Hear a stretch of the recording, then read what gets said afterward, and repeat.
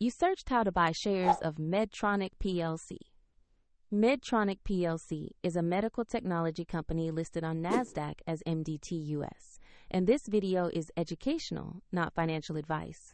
To buy shares, you need a licensed broker, and I'll use eToro as an example to show the process. After registering, you'll need to verify your account, usually with an ID, and add funds before you can buy.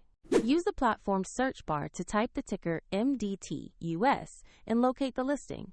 Make sure you pick the Medtronic PLC result that trades on NASDAQ.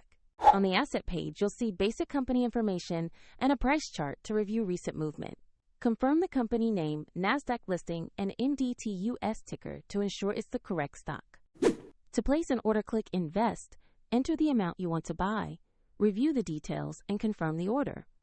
If the market is closed, your order may be queued, and if you don't have enough funds, the platform will prompt you to add money before final confirmation.